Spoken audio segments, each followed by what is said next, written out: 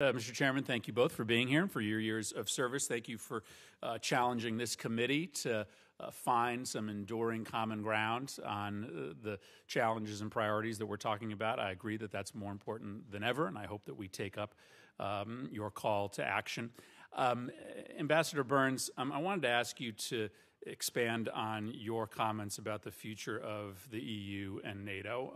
Secretary Pompeo gave a really remarkable speech in Brussels in December that got very little attention here, but had serious reverberations throughout the continent, in which he engaged in a pretty remarkable broadside against multilateralism in defense of sovereignty. And you combine that together with the cheering of Brexit, the cheerleading of some of the nationalist movements on the continent, and I worry, I think many of us worry about the work that we are doing, both quietly and loudly, to undermine the European Union and NATO as well. Tell us about the status of both of those alliances and how this committee can do work to try to make clear that this is in the long-term interests of the United States to support both. Thanks, Senator. Well, the first point I'd make is, I think with all of our focus on Asia, which makes perfect sense as you look at over the next couple of decades, it does make transatlantic ties actually more rather than less important, because we share a lot of common interests and we certainly share values in ways which makes that transatlantic relationship unique. Second, I think we do have to recognize that many of our closest allies in Europe and the European Union in particular are in the midst of an existential crisis. I mean, they're having a nervous breakdown at the same time as in some ways we are on this side of the Atlantic. And while we don't get a vote on issues like Brexit, the United States certainly has an interest in those issues, has an interest in a vibrant European Union on whom we can rely and on whom Europeans can rely when they look at their relationship with the United States. Europe faces challenges of uncertainty about whether they can rely on the United States, and I don't think the Secretary's speech in Brussels helped that. I think they face uncertainties as they look across the Mediterranean at the south and the insecurities that come out of the Middle East and Africa. And certainly there's the specter of a resurgent Russia and Putin's belligerence as well. So for all those reasons, we ought to be paying a lot of attention and investing in those alliances. And with regard to NATO, as Steve said, of course we need to push for more burden sharing. That's not a novel insight for this administration. Its predecessors have also pushed. Maybe we didn't do it as hard as we should have, but there does need to be a better balance.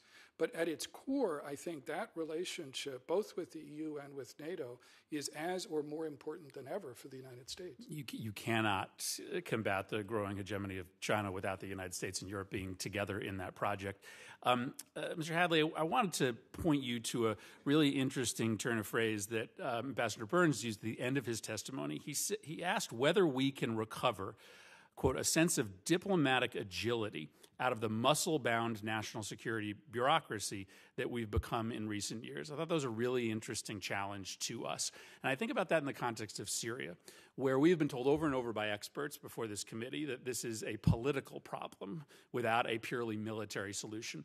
And yet the United States has had 2,000 troops inside Syria and virtually no diplomats, in part because 19-year-old Marines are pretty well equipped to go very quickly into conflict zones, and 50-year-old diplomats are not.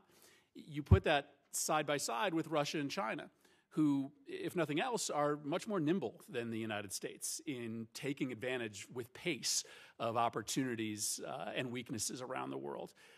What are your recommendations in a short amount of time as to how we try to make diplomacy more nimble, how we try to get people who can solve complex political problems into those places, as opposed to what we do today, which is put very capable warfighters into these places who may not be as well equipped as others in our national security infrastructure?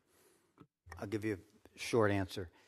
I think the appointment of Jim Jeffrey as Special Envoy for Syria, an experienced diplomat, is an effort to put someone at the front of our diplomacy who is not chained by the bureaucracy, can be more nimble.